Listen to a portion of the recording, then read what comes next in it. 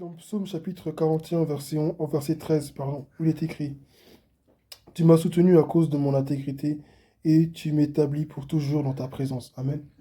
C'est David, encore une fois, ici qui parle. Et le titre de ce passage, c'était Prière d'un homme trahi par son ami. Amen. Donc, c'était dans un contexte d'injustice. Amen. Dans un monde difficile, que David a dit à Dieu que tu m'as soutenu à cause de mon intégrité, tu m'établis pour toujours dans ta présence. La Bible nous dit dans je crois que c'est le Nouveau Testament, où il est écrit qu'il nous a établis avec lui dans les lieux célestes. Amen. Qu'il nous a établis, il nous a fait asseoir, pardon, avec lui, bon, ça dépend des versions, il nous a fait asseoir avec lui dans les lieux élevés. Amen.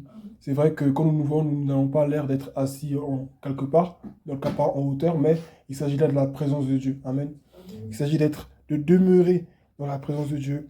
Et il ne dit pas, je me suis établi pour toujours dans ta présence. Il dit, tu m'as établi pour toujours dans ta présence. C'est Dieu qui nous établit dans sa présence. C'est lui qui nous fait asseoir. Amen. Nous devons compter sur Dieu en toutes circonstances. David a vécu un contexte de trahison, un contexte où son ami, donc la personne sur laquelle il comptait, amen, lui a fait faux bond, autrement dit, il a trahi. Notre source vitale, essentielle, c'est à partir de laquelle nous trouvons la vie et c'est à partir de laquelle nous devons tirer, puiser notre foi, notre vie, notre joie, notre paix, c'est Jésus-Christ. Amen. Amen. Beaucoup de gens parleront de la nature, beaucoup de gens parleront d'énergie, mais Dieu n'est pas une énergie. Amen. Il est le créateur des cieux et de la terre. Amen. Ce serait le réduire que de l'appeler juste une énergie. Il est Dieu et nous devons nous baser sur lui quotidiennement. Il dit, tu m'as soutenu à cause de mon intégrité. Dieu n'est pas du côté des injustes. Amen. Dieu n'est pas du côté de ceux qui font le mal, de ceux qui s'empressent pour appliquer l'injustice, ou même pour se rendre justice à eux-mêmes. Amen. Ici, David, il rend gloire à Dieu parce que Dieu l'a justifié. Lorsque tu sais que tu es dans une situation et que tu es innocent, mais que tu es jugé par le monde comme étant coupable, reste tranquille, parce que c'est Dieu qui défend ta cause. Amen. C'est une chose que le Seigneur m'a beaucoup appris au cours de ma vie chrétienne. Ça sert à rien de se précipiter pour parler. Se précipiter pour parler, c'est un acte de folie. C'est même un acte même non seulement, je dirais, peut-être d'ignorance, peut-être que tu ne sais pas comment Dieu agit, donc peut-être tu vas te précipiter à vouloir te défendre, ou même c'est un manque de foi. Amen. C'est un manque de foi, c'est un manque d'intelligence, c'est un manque de maturité. La personne, le chrétien qui a mis sa foi en Dieu doit faire confiance à la justice de Dieu. Lorsque le monde te dit de faire confiance à la justice, tu as de quoi te méfier, parce que le monde, des fois, ne rend pas justice comme il se doit. Mais quand Dieu lui-même te demande d'avoir confiance à la justice et qu'il te dit dans sa parole, à moi la vengeance, à moi la rétribution, tu dois lui faire confiance. Amen. Et ne pas te baser. Il a dit, si même une langue se lève contre nous, dans un tribunal, nous la condamnerons. Amen. Parce que nous sommes dans sa justice. À partir du moment où tu te tiens dans la justice de Dieu, tu n'as rien à craindre. Amen. Amen. Tu n'as rien à craindre. Même Dieu aussi, il est tellement bon que des fois, comme tes ennemis, ce sont ceux-mêmes qui disaient qu'ils avaient raison, que tu avais tort, même si à la base tu avais tort là. Si le monde se ligue contre toi, Dieu va aussi te défendre. Parce que Dieu n'aime pas qu'on se ligue contre une personne. Amen. Amen. Vous dites que cette personne, elle est coupable, elle a mal fait. Mais vous tous, vous vous liguez contre elle. Il n'y a pas besoin. Mais si vous le faites, Dieu va quand même défendre cette personne. Amen. Amen. Parce que Dieu n'aime pas qu'on humilie les gens, qu'on se mette à 4, à 5 sur une personne. Amen. Ne serons pas de ces personnes-là. Il dit, tu m'as soutenu à cause de mon intégrité. Lorsque nous marchons dans une vie de sanctification, lorsque nous vivons une vie qui plaît au Seigneur, qui réjouit le cœur de Dieu, Dieu ne peut que nous défendre. Amen. Amen. Parce que Dieu n'est pas du côté d'un homme. Dieu n'est pas du côté d'une femme. Dieu est du côté de sa parole. Amen. Amen. Dieu est du côté de sa justice. Et lorsqu'une personne applique sa parole, lorsqu'une personne marche en fonction de sa parole, Dieu aussi se range du côté de cette personne-là. Parce qu'il voit en elle quelqu'un qui applique sa parole. Il se reconnaît dans cette personne. Amen. Amen. Alors nous devons nous rappeler que Dieu est un Dieu de justice. Et il nous établira pour toujours dans sa présence. Nous devons demeurer dans la présence de Dieu. C'est le fait d'être dans la présence de Dieu aussi qui fait que nous ne frémissons pas, nous ne gesticulons pas, nous ne redoutons ni la mort, ni l'humiliation, ni la persécution, parce que le Seigneur est avec nous. Alors même si 1 million de personnes se lèvent contre toi et que tu es seul, c'est ce que tu as avec toi, le plus grand est de ton côté. Amen. Amen. Et Amen. Aussitôt, au même moment où ils se sont levés, au même moment où ils ont été vaincus.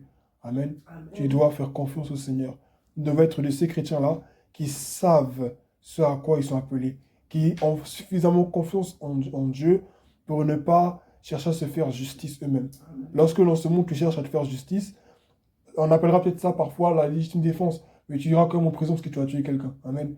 Tu iras quand même en prison parce que tu as fait le mal. Non, il m'a volé, donc je l'ai volé aussi. Il m'a fait ça, donc je lui ai fait ça. Tu vas payer ce que tu as fait. Parce que la Bible dit que celui qui tue par l'épée meurt par l'épée aussi. Amen. Donc, ne cherchons pas à nous faire justice. Quoi qu'il arrive, quoi qu'il arrive, que ce soit dans la famille, à l'extérieur, dans la ville, au travail, partout. J'ai vu Dieu devant moi dans mon travail, à l'école, partout où j'ai été. J'ai vu Dieu me défendre à plusieurs reprises.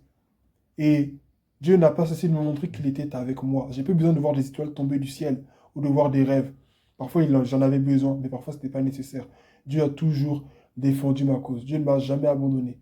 Et ce passage-là me rappelle à quel point il est important d'avoir une intimité avec le Seigneur. Quand tu as une intimité avec Dieu, quel que soit ce que les gens disent dehors, c'est pas ton problème. Les gens diront que tu es orgueilleux, les gens diront que tu es impoli, les gens diront pour qui tu te prends. Mais quand tu sais en qui tu as mis ta foi et que tu ne peux pas te laisser ébranler par le monde, les gens vont dire qu'il n'y a plus de travail. En troisième, je marchais avec mes amis, on partait à l'école. En troisième. Et puis mes camarades me disaient, oui, mais à l'école là, c'est compliqué parce que. Enfin, non, le monde devient compliqué parce qu'il n'y a plus de travail, etc. Puis il n'y a plus de travail, ça va être compliqué. Moi, je leur dis, moi, Dieu va me donner du travail. Même si je n'ai pas de travail. Même si plutôt c'est compliqué, moi, Dieu va me donner du travail. Je n'avais pas encore l'âge de chercher du travail.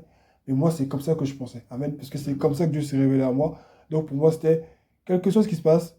Dieu est au-dessus de tout. À partir du moment où tu adores quelqu'un qui est au-dessus de tout, je vois pas trop de quoi tu peux avoir peur. Amen. Donc, j'incite chacun ce soir à mettre toute sa foi dans le Seigneur. Si ce soir, tu as un ami qui vient qui te dit euh, j'ai gagné au loto et qui te promet de partager la somme avec toi, tu vas le croire. Si ce soir, si aujourd'hui on te dit que ton ami te fait la promesse sur une affaire quelconque, tu vas le croire. Si aujourd'hui on te dit que le président arrive chez toi, tu vas le croire. Il te fait des promesses, tu vas y croire. Mais il y a quelqu'un qui est au-dessus du président, qui est au-dessus de tes amis, au-dessus de l'argent, au-dessus des princes et des principautés de ce monde, et son nom c'est Jésus. Et tu demandes une seule chose, c'est d'avoir suffisamment confiance en lui pour ne pas te faire justice toi-même. On t'a critiqué, on t'a humilié, ça ne te regarde plus, c'est entre les mains du Seigneur. Toi, la chose que tu dois faire, c'est tourner tes regards vers le Seigneur. Parce que ta vie, elle appartient au Seigneur, elle ne t'appartient pas. Et à partir du moment où tu reconnais que, que ta vie a un propriétaire, ce qui t'arrive là, ça le regarde à lui premièrement. J'ai donné toujours cet exemple et je vais finir par là parce que le temps est déjà passé. Si j'ai un objet que j'ai acheté, c'est moi qui suis responsable de cet objet-là. Amen. Amen. Amen. Alors si quelque chose arrive à cet objet-là, c'est moi qui suis responsable. L'objet ne va pas chercher à se défendre lui-même. Non, c'est impossible de toutes les façons, il en est incapable. Mais s'il arrive quelque chose, c'est moi qui vais aller voir la personne qui a endommagé cet objet. Je vais lui demander des comptes. Amen. C'est la même chose avec Dieu. Nous lui appartenons, nous ne nous appartenons pas. Il nous a rachetés à un grand prix. C'est au prix de son sang qu'il nous a sauvés, pas au prix d'or ou d'argent.